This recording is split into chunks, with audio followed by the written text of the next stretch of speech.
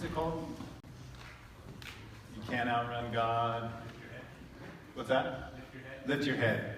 So, as we were singing that, like I was, for a long time, probably most of my life, when we sang that phrase, you can't outrun God, I would have had like this dread feeling in my heart, almost like, I don't know, there's a Johnny Cash song when the man comes around, you know, and he just talks about how like, it sucks for you when he shows up, because he's going to destroy and kill and wipe out and all of these kinds of things. And maybe the last 5 or 6 years, when I hear you can't outrun God, I think of it in a totally different frame of mind. I think of it as a little kid running away from home. Maybe they're in trouble, they're scared, but there's no way they can outrun Dad. There's no way they can get too far away. And no matter how far we get, where we're at, how much we're pushing him away, how many ridiculous dreams and thoughts that we make up and imaginations that we have about what we're running to and who we're running from, can't outrun God. I mean, he says that he'll make us soar with wings like eagles. He made the eagles. You can't get from, he said, I can separate, you can be separated as far as the east is from the west, and I will find you. If you fall into the pit of hell, I'll find you. There's no mountaintop that you can run to, no dark place where you can hide. Because if we're in trouble, maybe we don't even know to call out his name. Maybe it's just a thought in our mind or a sigh in our heart that, man, I need help. He's quick, and his hand reaches down to all of us. This morning as we read Lamentations, this first little part that we're going to read is rough. I mean, the book is called Lamentations, so it's going to be rough. But it is part of this great love story, the great romance that is God in us. Lamentations chapter 4. I'm going to start in verse 1 and probably read through verse 9. How dark the gold has become. How the pure gold has changed. The sacred stones are poured out at the corner of every street. The precious sons of Zion wait against fine gold. They're nothing more than earthen jars, the work of a potter's hands. Even jackals offer the breast and they nurse their young, but the daughter of my people, they become cruel, like ostriches in the wilderness. The tongue of the infant cleaves to the roof of its mouth because of thirst, and the little ones ask for bread, but there's no one to break it for them. Those who ate delicacies are desolate in the streets, and those reared in purple embrace ash pits. For the iniquity of the daughters of my people is greater than the sin of Sodom, which was overthrown in a moment, and no hands were turned towards her.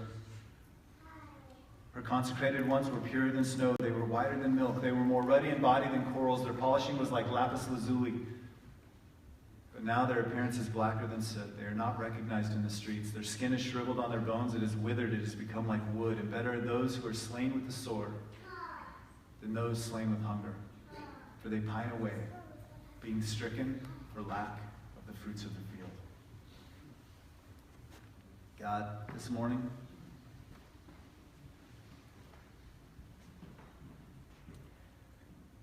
I just ask, God, that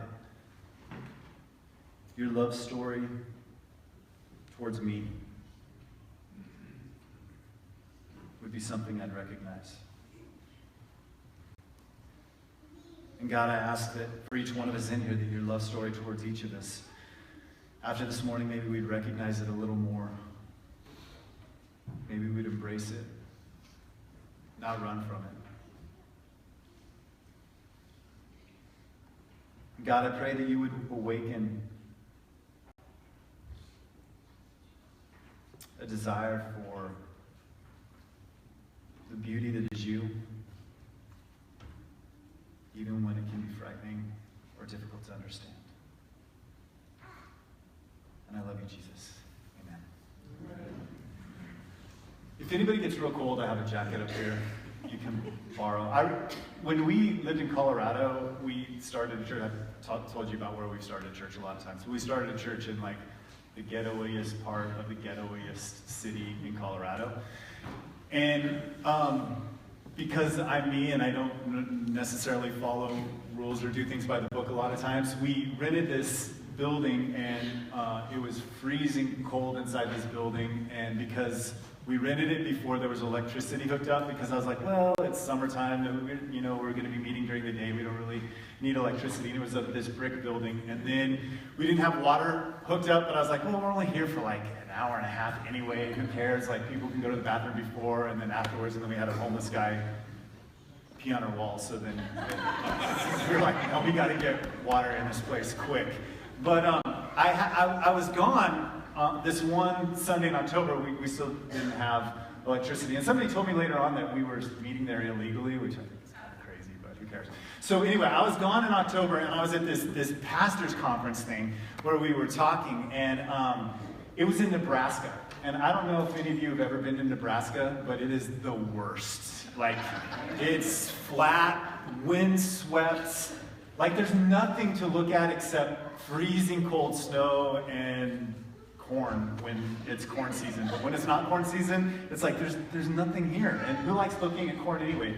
So I was at this pastor's conference in October, and we were in Nebraska, and it was cold. It was cold there. And but Pueblo got this freak cold storm.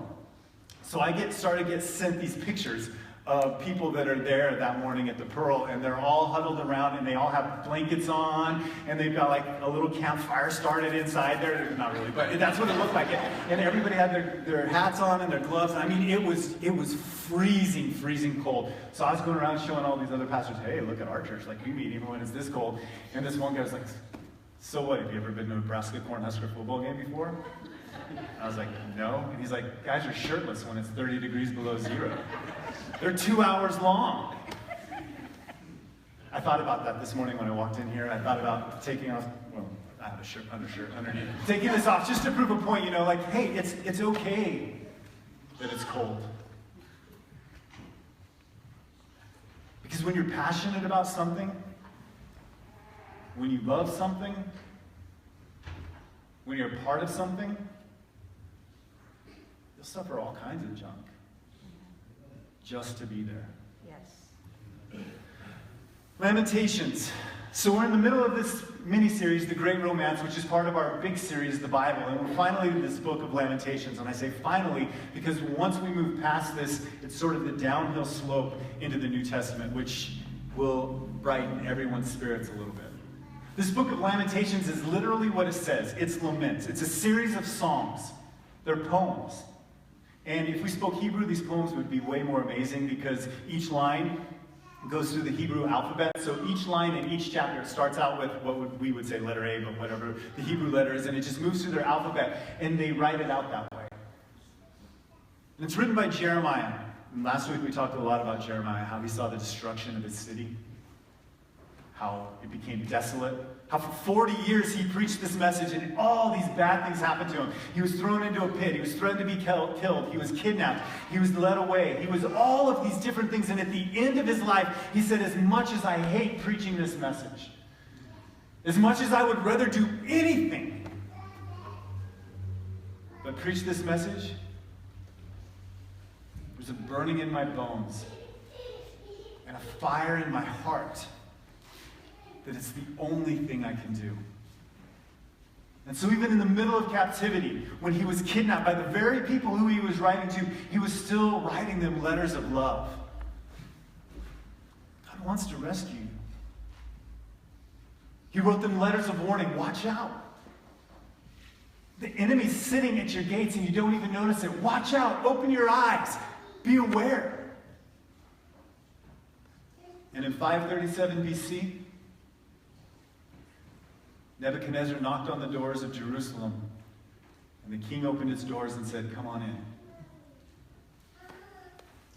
And Nebuchadnezzar laid waste to the temple, took all the gold and all the jewels and the lapis lazuli and all these different things, and he carried them away. And not only that, but the people.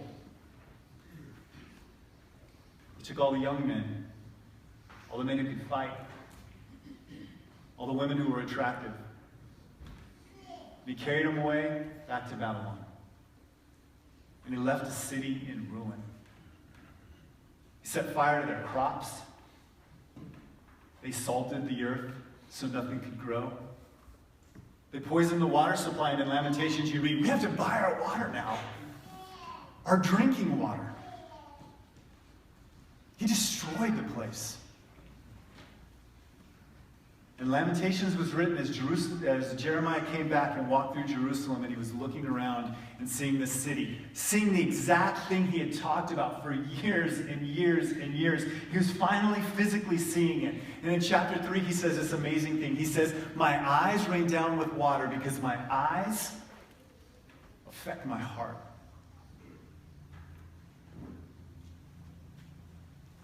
What I see affects how I feel. What I believe. Like, that's a truth that God has placed inside of us and attached to us. Our eyes affect our heart.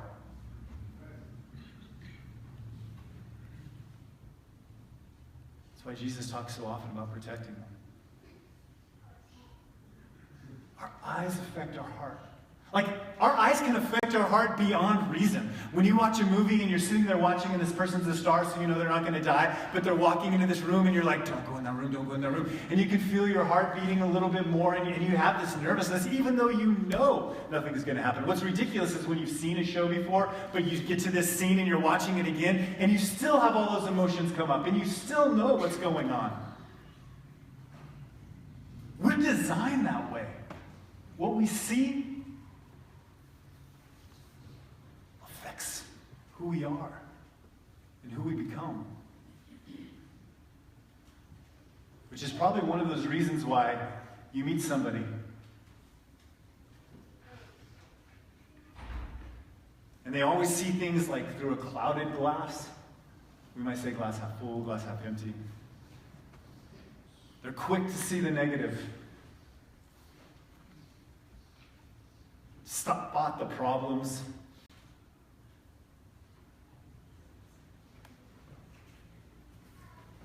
It's because through years and years of seeing that, it's affecting and rotting the heart. And it's this cyclical effect. So Jeremiah's in the city, and he's walking around and he's looking, and he's seeing this destruction, and there's terrible, terrible, terrible things happening in the city.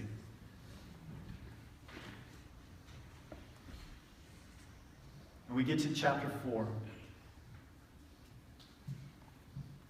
And I believe that chapter 4 is a story about me and you, honestly. About the church in general. How dark the gold has become. How the pure gold is changed. Sacred stones are poured out at the corner of every street, and the precious sons of Zion weighed against fine gold, how they regarded as earthen jars, the work of a potter's hands.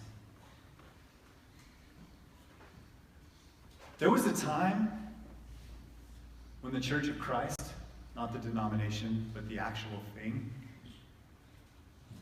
pushed society forward. It actually created culture. It brought us music, paintings, writings, works of art of all kinds. I mean, look at the pews that you guys are sitting in. These are works of art. There was a time when society looked towards the Big C Church for hope, for inspiration. Malcolm Muggeridge tells the stories of when he went to find Mother Teresa in Calcutta, and he ran into Gandhi. And he said, I'm looking for this certain lady. Do you know where the Christians are? And Gandhi said, the ones who call themselves Christians are the ones who are Christians. And Malcolm Ruggeridge said, I believe the ones who are Christians. And he said, go find the lepers and the dying, and you'll find them there. Like there was a time when people looked at the Big C church and they didn't see political parties, they didn't see agendas, they didn't see anger, they didn't see judgment, they didn't see God chasing after them saying, you can't outrun me, sinner. They saw hope.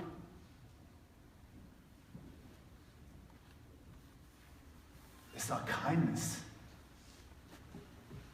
They saw love.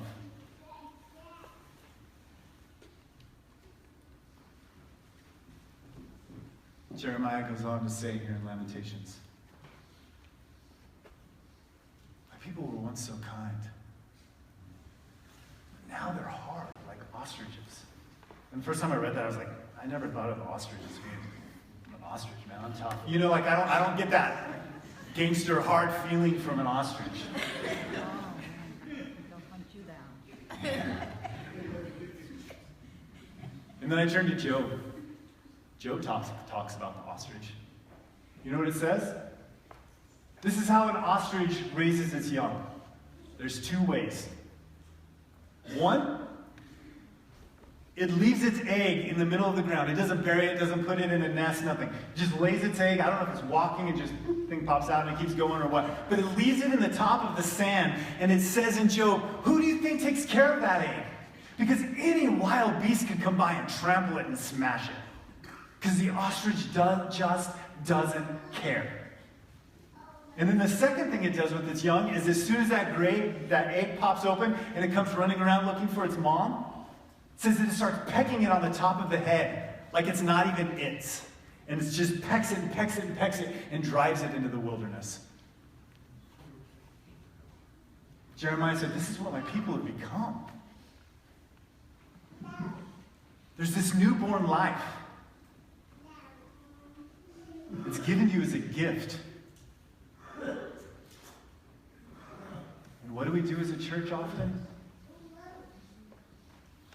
Leave it right there. Well, you got the Bible. You got the Holy Spirit.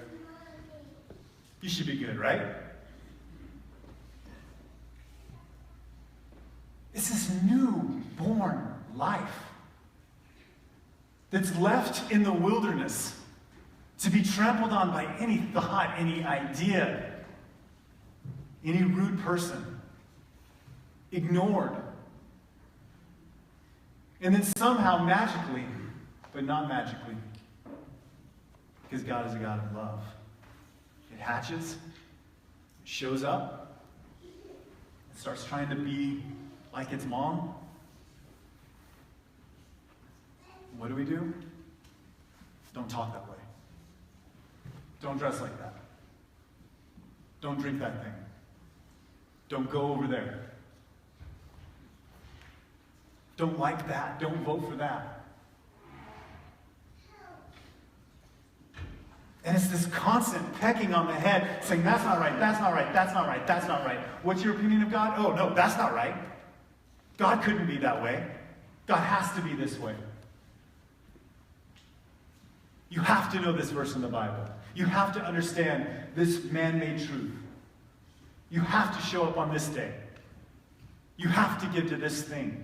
And it's just this pecking and pecking and pecking and pecking.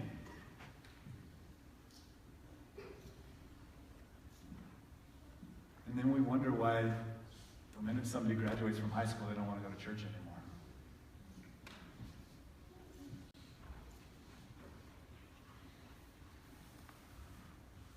He goes on, and it doesn't get better for a while. The tongue of the infant cleaves to the roof of its mouth because of thirst. And the little ones ask for bread. There's nobody to break the bread for.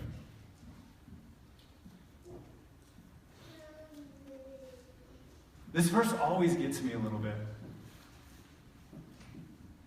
You know what he doesn't say there? The little ones are hungry for bread, but there's no bread. It doesn't say that. says there's nobody to break the bread for them. It wasn't an absence of food. It was an absence of love.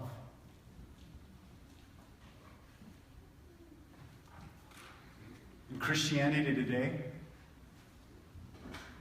there's no absence of teaching. And you can go anywhere. You can flip on XM radio and find it. You can flip on regular radio and find it. You can go to the internet and find it. You can pick up a book and find it. You could go into CVS. I think even CVS has Christian books that you can read, filled with teaching, filled with the bread of life, filled with all of this knowledge. But Paul tells us that knowledge just puffs us up. But love builds. There was food there, but there was nobody to break it into small enough morsels. Before moving here, my favorite food was just like steak or tacos or something like that. After moving here, it's a toss-up between like those glazed blueberry donuts from Dunkin' Donuts, which I really like, and chicken count now, pizza. Those are the two things I love. They're good, they're delicious, they're nutritious. But when Hannah was born, you know what I didn't do? I didn't go buy a box of Dunkin' Donuts. She couldn't eat that. I didn't even go and try to find the most healthy food I could. I didn't go somewhere and be like, oh, I want all organic, this, and made this nice little green salad with, I don't know, turnips and junk like that, and say, here, why don't you eat this, Hannah? This is really, really good and healthy for you. Because she couldn't do it. She couldn't have eaten baby food if we tried giving it to her. We had to teach her how to nurse. We had to teach her all these things because she didn't even know how to do it. And I didn't once say, you know what, stupid kid, if you're not going to learn how to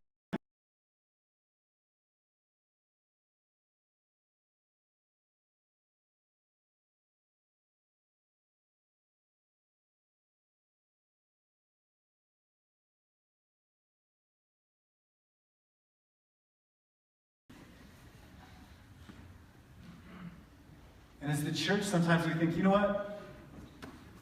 Jonathan, you can, present the meal. Sometimes maybe it's a ham sandwich. Sometimes maybe it's something better. Which is one of the reasons I encourage people to give an offering at the end instead of at the beginning, because you pay for your food before you eat if it's fast food. But if you go to a real dinner, you pay afterwards at the end, and you can pay a little more, hint, hint. But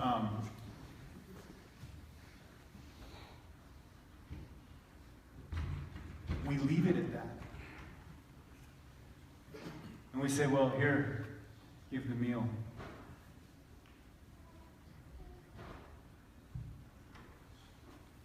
What about breaking the bread? Into bite-sized morsels. Where does that show up? Well, that shows up all week long.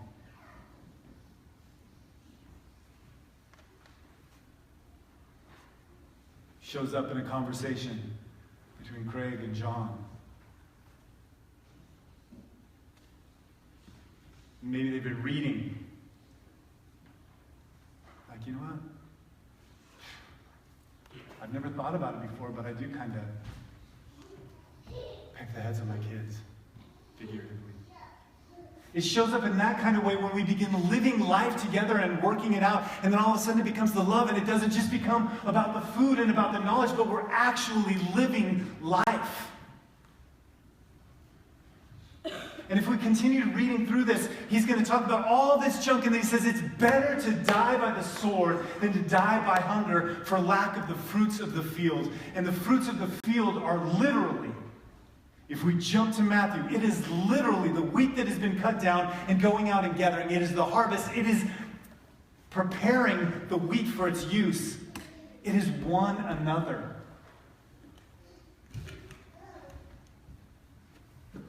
And this breaking of bread happens in these one-on-one relationships. It doesn't happen in this giant setting, but it happens when we, as children of God, get together and meet and talk and discuss and work through life. Maybe we don't talk. Maybe we just do something together. But it is this relationship, this one-on-one relationship, that makes all of the things that God asks us to do happen.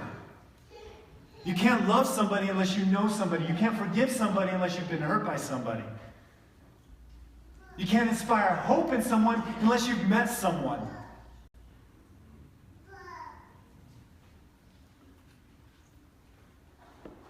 You can't hold somebody accountable unless you know what to hold them accountable to, because you know them.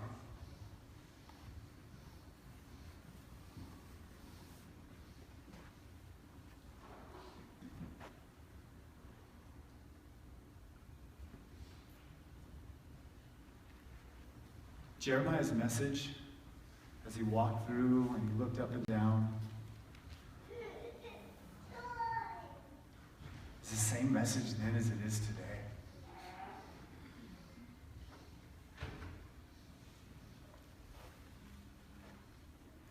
Let's involve ourselves with others.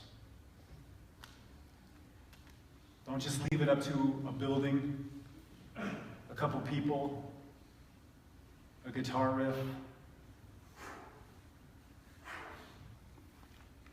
some words in this book. Let's make it life. Lamentations 3:19. Jeremiah says, "Remember my affliction and my wandering, the wormwood and bitterness. Surely my soul remembers and is bowed down within me. This I recall to my mind, therefore I have hope. The Lord's loving kindness indeed never ceases, for his compassions never fail. They are new every morning. Great is your faithfulness. Jehovah is my portion, says my soul. Therefore, I have hope in him."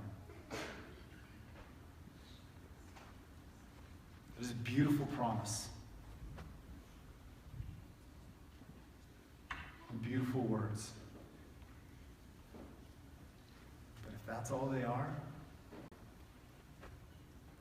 who cares?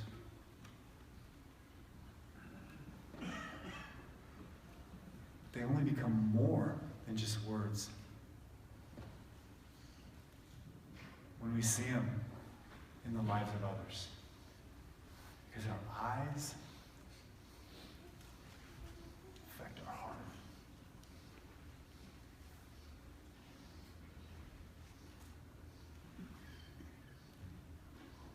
If we want to know him more,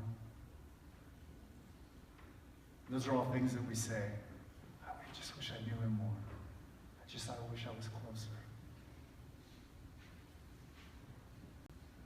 We get closer to God when we get closer to one another.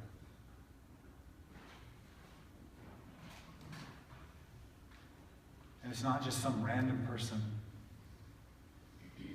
It's probably the person that God has put in your life. It's already close at hand.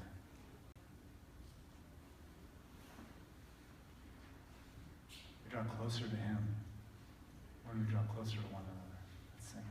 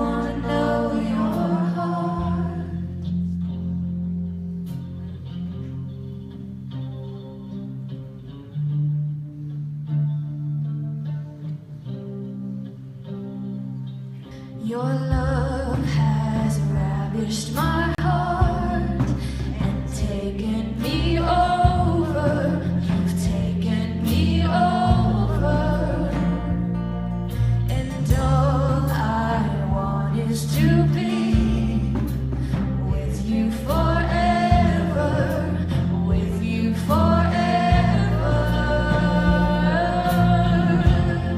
So pull me a little closer, take me a little deeper. I wanna know your heart, I wanna know your heart.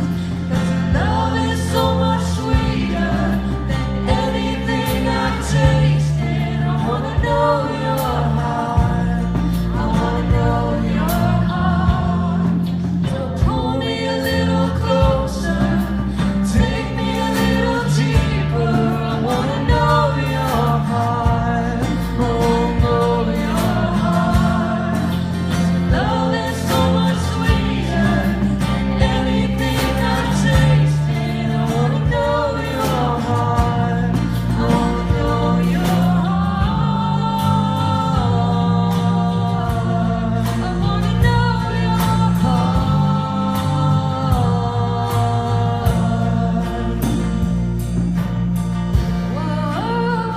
Whoa, whoa, how great your love is for me. Whoa, whoa, how great is your love. Whoa, whoa, how great your love is for me. Whoa, whoa, how great is your love. Whoa, whoa, how great your love is for me. Whoa, whoa, how great is your love. Whoa, whoa, how great your love is for me. Whoa, whoa, how great is your love. Whoa, whoa, how great your love is for me. Whoa, whoa, how great is your love. How great your love is for me. How great is your love.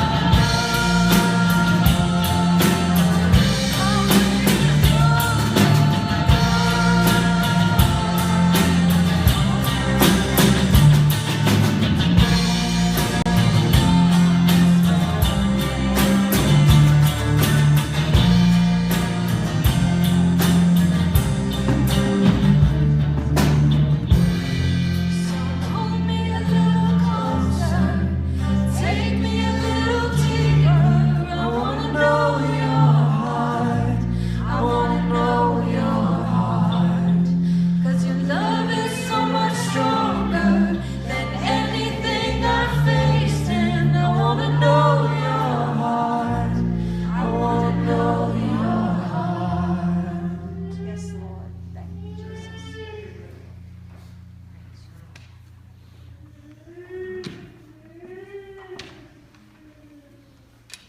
Amen. I love what Jeremiah says, that we can't run from God no matter what we've done, no matter how far we think we are from Him. We just can't outrun God. So I think it's time to stop running away and start running towards Him. Amen. And you didn't just come to church, you are the church. So go be the church. Have a great day. Amen.